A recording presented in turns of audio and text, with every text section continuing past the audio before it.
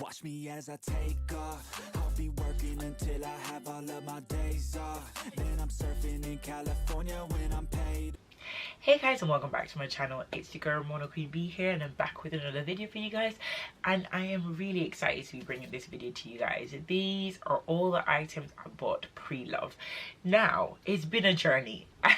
It's been an absolute journey.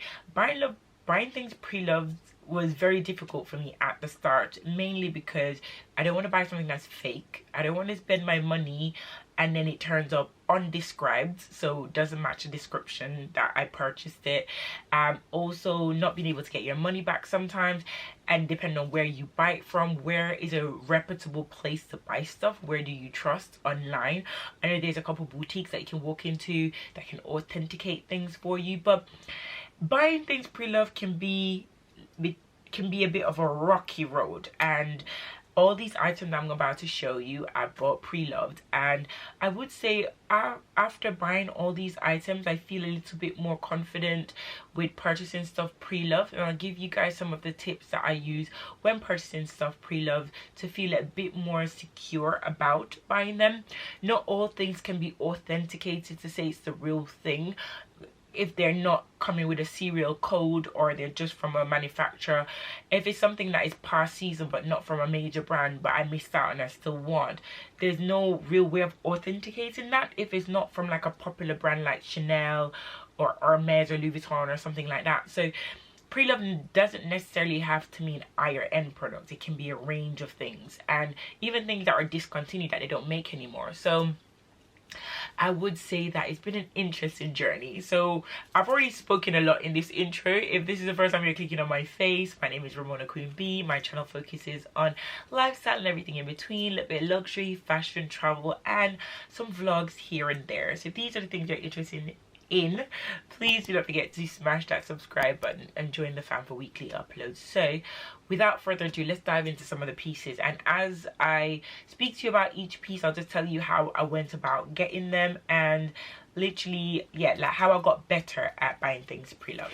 Okay guys, so the first item I'm going to show you is a pair of boots. So I was dying for a pair of Stuart Weitzman boots, and I just wasn't willing to pay the price for them online. So I went online and scoured, and I managed to find these pairs. So this is how the shoe came in this box. The box at the time was in better condition than it is now. It's a bit tattered, but it's because I keep it under my bed. And yeah, it still looked, when it arrived it looked pretty much new. And I bought these maybe in 2019, end of 2019 or end of 2020. So came with a box, came with a dust bag as well. Ooh. Came with a dust bag that says Stuart Weitzman on it. So at the time I was really looking for an above the knee boot. I think they were the crave at the time, but I wanted one for a long time, and I bought loads of different ones from different platforms. I think I had one from Pretty Little Thing that came all the way up to above my knee as well, that was suede. And I got, I think, another pair from Office. Like, I had tried different brands, but nothing, they all slipped down, they all like slipped down my leg, nothing stayed. Like, that was the problem. And while I was looking for a shoe that would stay up my leg, everyone was talking about Stuart Weitzman at the time, or a boot that just doesn't roll down. So I was like, okay, I'd really like to invest in one of these because I'm tired of these rolling down, but then the price.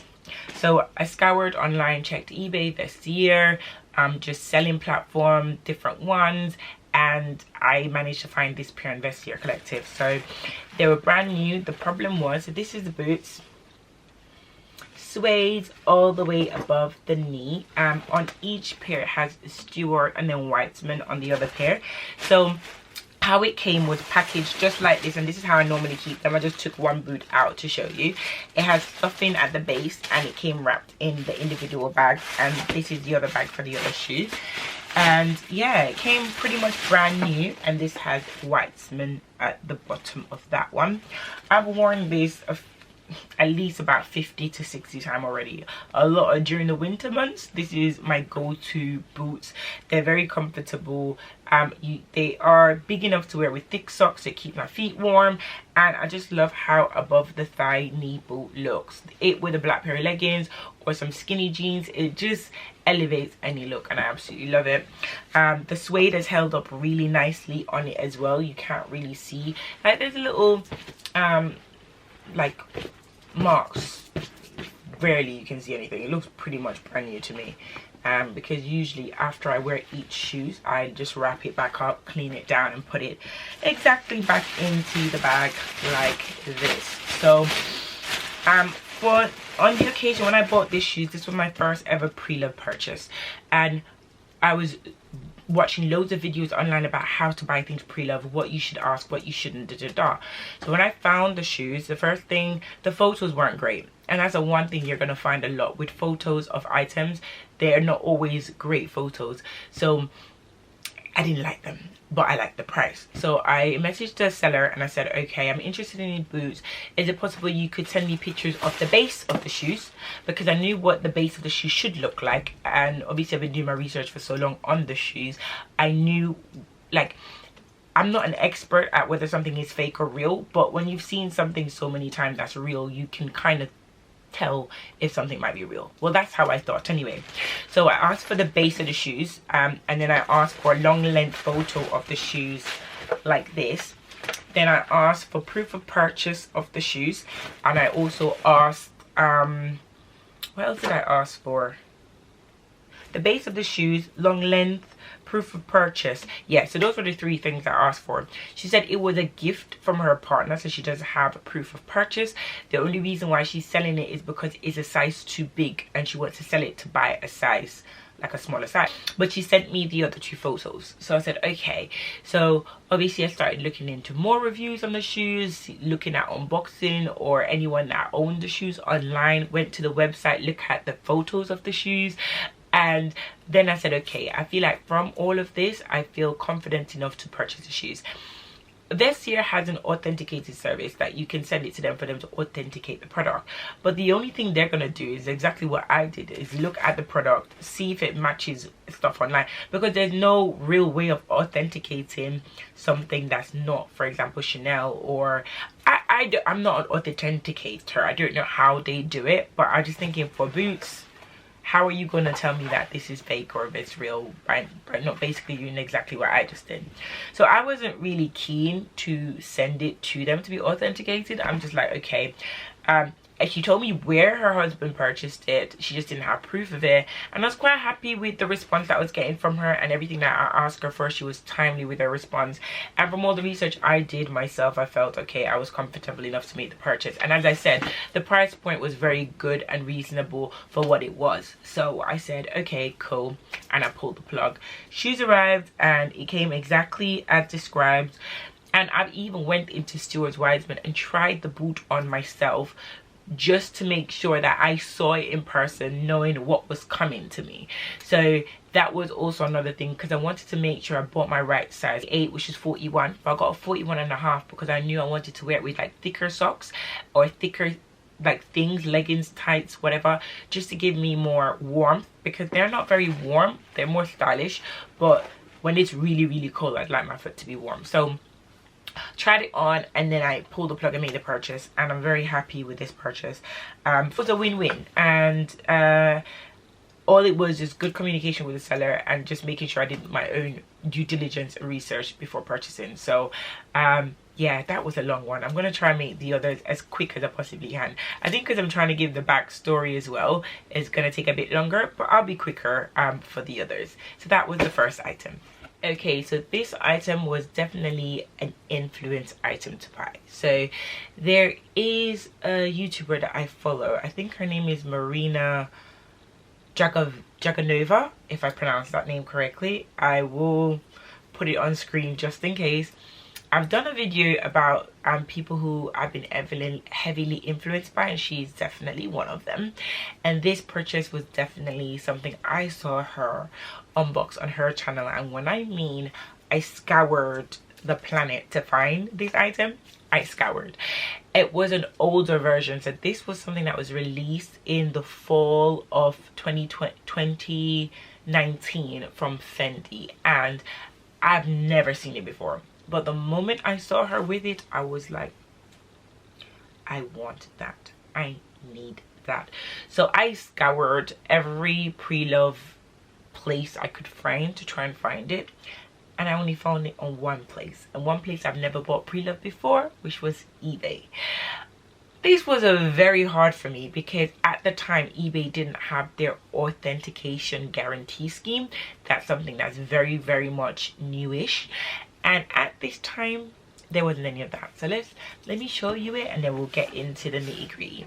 So it came with the Fendi box, and at the time I bought Fendi items before, so I knew what they would come and how they would come looking. So also came in a Fendi dust bag, and this is the item. Oh my god, this is my mini shearling Fendi baguette with the strap. I absolutely love this little beauty. It's like, this bag I don't see, I think even when I was looking for reviews on it, I think I found 2. And when I saw her video and she did it, it wasn't like a review of this bag. I think it was like a vlog, and she unboxed it in the vlog. I'm like, I love that bag.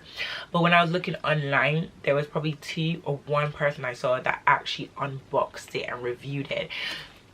When I mean I watched that video like 20 times, that same video, just to see every detail of this bag in that one video, just to make sure that all the pictures that I saw online was correct. So this person on eBay, she said she got it as a gift. She didn't have a proof of receipt. I always try to ask for proof of receipt. Not to say I want to see your price, but I want to see that you've actually bought it from somewhere and know that it's not fake. And I'm not saying that people can't fake receipts. It's definitely possible, but if like, it fills me with more confidence knowing that there is a Selfridge receipt or Harrods receipt or Just File, wherever you get your bag from, Rebags, Luxury Promise, wherever you get your product from, if it's a reputable company, it makes you a bit more sure that your money is just not going to waste. No one wants to buy fake stuff. So she explained to me that it was a gift from her partner, but she just it's not her style anymore, and she wants to sell it and etc etc. As she's only worn it a handful of times. It has the patent leather, and then it has the shearling.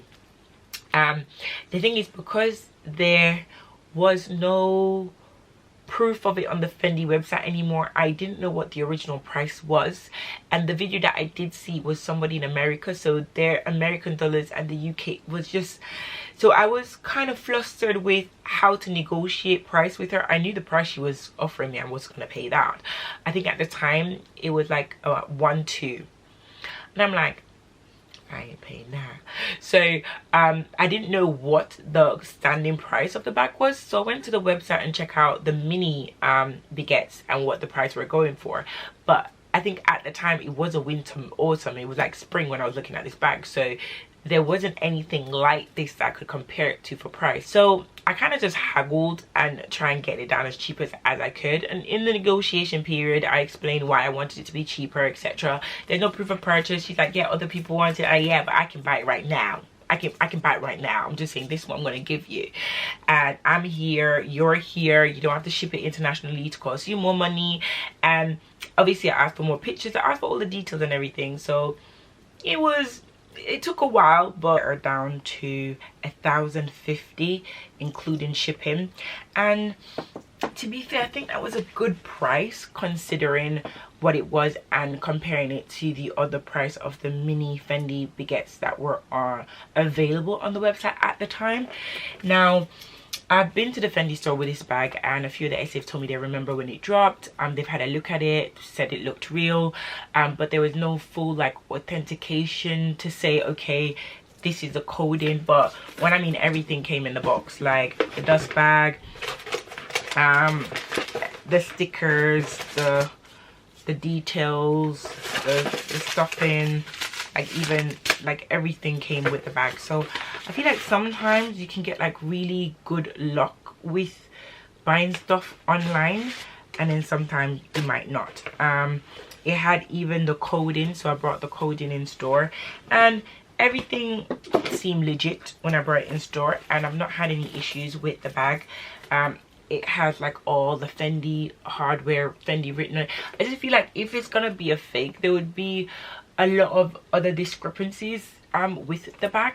And I think for me, buying pre-loved, the most thing I worry about is getting fake products. I don't want to spend my hard-earned money on something that's not real. So the reason I go pre-loved is either I'm not willing to spend a certain amount of money on a specific item because I feel like it's outside my price realm, but I'm happy to get somebody's used version of it, or either the item is not manufactured anymore and is no longer available for me to buy, so I have to then go pre-loved. So those are the main two circumstances I go pre-loved. So you just don't want to get a fake. So I absolutely love it, and I'm actually gonna wear it quite soon. So I know we're almost in spring, but I try to get as much use out of this bag as I can for the winter autumn months. But girl child, I love it. And it's also a bag that I've never seen anybody else with ever, and I love that for me. So yeah, doesn't fit much, but I love it for me. Something that I wanted when Gucci dropped their Bloom collection in 2016. I managed to purchase a few items from that drop, but it was mainly for family and friends. I didn't get anything for myself, and I regretted it. And every time I saw it, I really wanted it, and I was like, you know, that one that got away. So I started looking pre-loved. I just know that the price that it was back then was so affordable to what they were reselling it for now. It's just crazy. And I was like, I'm not spending, no way, I'm not doubling or tripling the price of something that I could have got for, I think back in 2000. See, I remember this specifically because I wanted this item so much. It was £260 for it in 2016. I should have pulled the plug. I should have, but I didn't. And then I said, okay, I really want it. I saw people wearing it, and then I was like, you know what, I really want this. I started looking pre-loved again, and I found one that I liked. It was in pristine condition, worn, like used only once. I was like, okay, I'm happy. The only problem was it wasn't in the UK, and now that we are in Brexit, everything that comes from outside of the UK, we need to pay tax, duties and customs. Them tax, duties and customs be taking the piss, because I don't understand why the tax and customs are so expensive. Like, this is so annoying to me. Like, who voted for Brexit, please? Like, whoever did, exit this video right now. I'm just so over it. You guys are costing me. Anyway, moving along swiftly. So without further ado, this is how it came in the box from the Gucci Blossom. I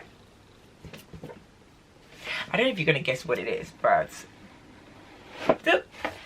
so it came in the dust bag. This is the old Gucci dust bag. I think they've changed it up now, and it is the toiletry pouch in the Bloom. Like, this is like the Louis Vuitton. It's not like, it is exactly the same thing as the Louis Vuitton toiletry pouch. I think it's the 26. They are side by side the same exact thing. I have that too, but at least that one I got for the old price when I bagged that one. But anyway, I missed out on this one, and I just love I loved this blue. This was one of my favorite collection from Gucci. Loved it, and I think a lot of people did too. I love the pink. This was my favorite. They had it in blue, and it was just stunning. It's literally in immaculate condition. Like, I don't even think this person wore it. It looks absolutely like zip, open nice and smooth. Was there even a lipstick? No, there's literally no stick. Like, it even came with all the Gucci bits in it. There was no stain. I remember looking at one, there was a stain, but I don't think this one did have one. No, there's no stain. It had like little marks in it, but like it said it was used once or twice, but never like used multiple times, so it's still in immaculate condition. I think she was selling it for, I'm sure it was like about $480, or 460. It wasn't 300. It was definitely in the 400 point. I'm like, that's double the price. I ain't paying that. So I offered her 380. The custom was like 70 something. So in total I did still end up paying 400 for over 400 for it, but it wasn't 480 plus customs.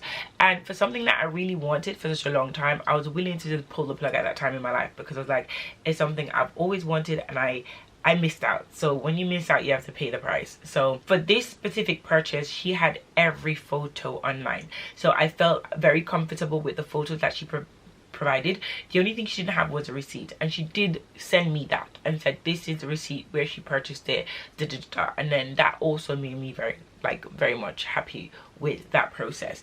And as I said, I stocked this bag, so I know exactly how this bag looked, because I couldn't go into stores to check it out. It's no longer available, so I knew exactly what I was getting, so I wasn't really worried about it coming up as a fake.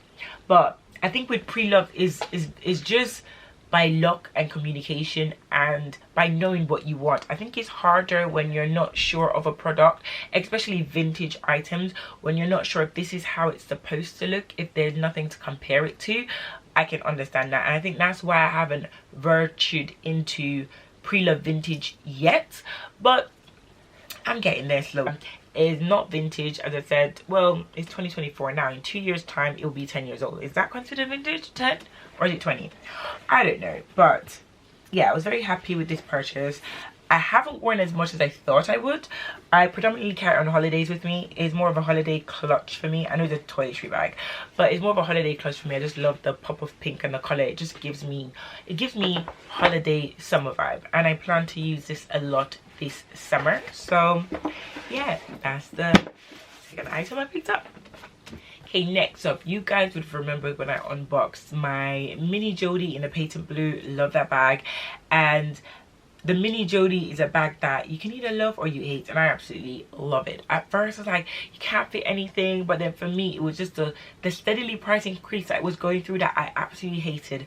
So for me, investing in multiple of this bag was never gonna be like buying it from store or anywhere apart from Preloved.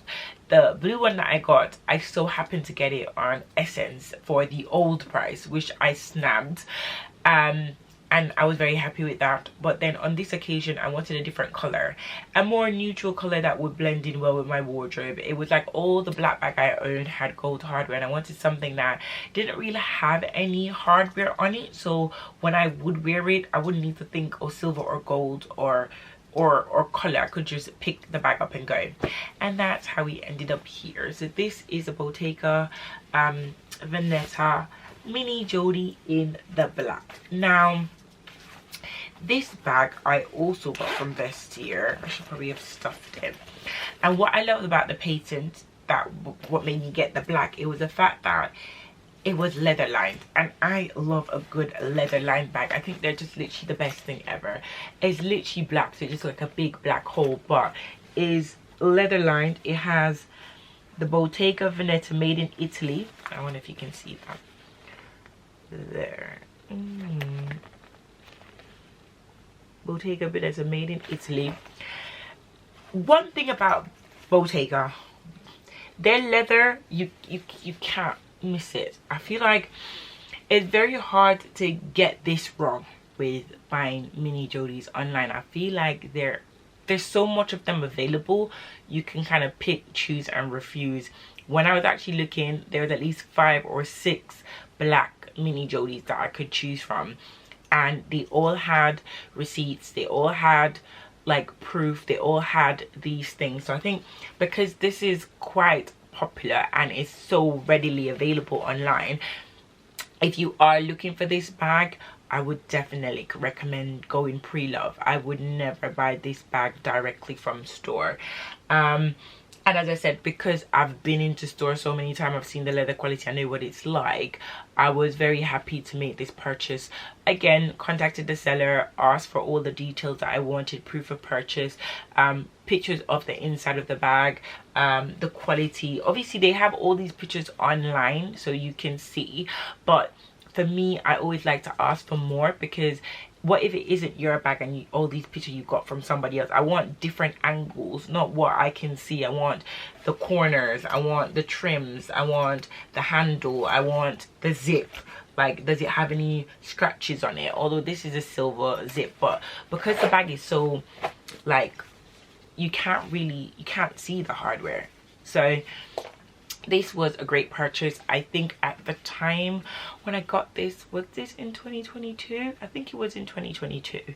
And grand scheme of things, I think this bag is like 1,800 or something, so I got it more than half price off. So I feel like online I haggled. Like, you always have to haggle. You can't just buy it for what they ask. I'm always offering the price, but my blue painting when I paid way more, so I've saved a bit. And as you can see from the blue dust bag, it was like the older version of the mini Jolly, like when it first came out potentially, and at that time, if I remember correctly, it was like 1.2. So I still saved money from this, and yeah, I was very happy with this. I wear this bag a lot as an evening bag, and I'm quite happy with it, so that's a win-win. And the last item I bought pre-loved was something I recently showed you guys, and I wish you guys would have seen earlier. If you haven't, is my Hermes Click watch. I'll insert that up top and down below, and I just popped it on for you guys to see how it fits on my wrist. This was also one that I was very hesitant to buy as well, just because, as I said, it isn't something that is still available from Hermes. It's an older style of watch. There is a lot on the Japanese resale market. I saw a lot on eBay, a lot on Vestiaire. I got this one from Vestiaire. Again, I asked for multiple pictures. Proof of purchase she couldn't provide because it wasn't hers. It was like a family, like generational thing she was trying to explain. And it was something that for the price point, which I discussed in that video as well, I was happy to take the risk to purchase it, and I'm happy with it. As I said, it's not new. It's an older style of watch. It does have scratches, and I feel like it makes me worry about it less. I'm not so fussed of anything like happening to it too much. I'm quite happy just to wear it and go. I love, as I said in my other video about the mixed tones, and it just goes with everything when I'm wearing silver, gold, or whatever jewelry I'm wearing it with. I'm very happy with how it is. I still haven't, I'm holding it like this when I probably should be holding it like this. I still haven't fixed the dial or anything with it yet. I'm still kind of just wearing it more like as a fashion statement than a watch, which I'll fix that at some point. But yeah, I enjoy it and I like it, and yeah, very happy with this purchase as well. This is my first purchased item for 2024. To be fair, I'm trying to be very much more mindful of things this year than in my previous year. I think by now I've unboxed like 3 different things, but I'm really trying to curate a better collection of items. More what I need and not what I want, because I want everything, but do I need everything? No, I don't. I'm really trying to pin down on, I have to really think about stuff for a couple of months before I pull the plug. Even from my wish list, there's certain items that I wanted to get and I'm still like, do I really need it? I'm still do I really need it? So yeah, I think maybe later on in the year, after I've really thought about everything I want and then calculate what I'm gonna do, you will probably see more unboxing. But for now, I've been meaning to do this video for the longest time about all the pre-loved purchases I've bought and how I go about them. So okay guys, so just moving on to tips and what I'd advise you guys to do when you're buying things pre-loved. I would always, if possible and the item is still available and you can still see the item, I would always go and look at the item, get videos, get pictures, see what it looks like in real life. So if there's a bag, for example, that you want but it's too expensive for you, but Preloved is selling it for 100 or 200 or 300 pounds less, and you're willing to spend that price, I would go and look at the original, have a feel, have a look, know what to expect, and I'll then look at the photos online and compare and contrast. Also ask the seller for different photos, different angles. I'd also ask for proof of purchase, and those are the first thing I'd do if it's something that's still readily available. If it's something that's not readily available, I would look online at videos of what the item is that I want and compare it to what I am seeing online. So classic flap, and it's not available anymore, but these are still things that you can see in Preloved web stores. So for example, this Designer Exchange and Luxury Promise, they have vintage items. So these are things that you can familiarize yourself with by going into store, see what the item look like. But if you can't even go into those stores, you can also look online, because they sell these things online. So you can look at online photos. You can also check out Fashion File. I know they're not UK based, but the website is still it's still global, so you can look at the photos online to compare and contrast. I think for me, when it comes to Japanese sellers, I'm very much quite happy purchasing from Japanese sellers, because Japan has a very strict policy against counterfeit and stuff like that. So their industry in fashion is just recognized globally. So I'm more inclined to purchase from a Japanese seller than anybody else, like even in Europe, etc., unless it's probably Paris. But I just know that their stuff is normally quite like real. They're not allowed to sell fake unless they send me a real thing and in transit something happens. But they're very strict in Japan about those things, so I'm much more inclined to purchase from them. So that's also another plus to think about. But for me, it's all about doing your due diligence, and I'm not saying people aren't out there selling fake. Also when purchasing, I always tend to use PayPal or use a credit card. Never do bank transfer, never use your direct debit card, never do any other day. I do more credit card or PayPal transaction when I'm buying things online, just for more security reasons. So that's the financial aspects of things. Always ask for proof. I always ask for proof of purchase, because if it's something that you're selling and you owned, you should have the proof of purchase for it. So I always, when they come back, and to be fair, half of my stuff they've not had a proof of purchase for, well, only 2, but I want to know the backstory. And how did you get it? Where did you get it from? How, you know, just to make sure that there's some truth behind your story. And you could be lying to me, who knows, but that's how I just like to have an interaction with my buyer and know, okay, so he tips and trick. If you guys buy Preloved and you guys have any further tips that you can tell me, because I'm still, you know, learning as I go. I'm still venturing into new things. There's some vintage bags I want to buy, but I've not seen them before, so I don't even know if they're real. So I'm currently doing my research into that at the moment. But yeah, any tips that you can give us all here that's trying to save a bit of coins, and we're going Preloved, which is also economically sustainable, it will be great. Because I also find that when I have something Preloved, I'm not so fragile to use it. I'm more happy to just get it out of the bag and I'm ready to go. Whereas when I buy something new from store, I'm kind of like babying it. I don't want it to have its first scratch or its first dent or its first anything. But when it's Preloved, I'm like, girl, let's just go downtown right now. So yeah, let me know if there's any other things that you could share with me and other people who are very much interested to try this Preloved thing. So I know this video is quite lengthy, I'm so sorry, but I wanted to give you guys a little bit of a backstory and just tell you how I process things. Hopefully y'all will sit here and watch all this video. If you have, thank you so much. I really do appreciate it. And if you haven't already, please don't forget to smash that subscribe button and join the fam for weekly uploads. And I won't take any more of your time, but I'll see you guys in my next one. Bye for now.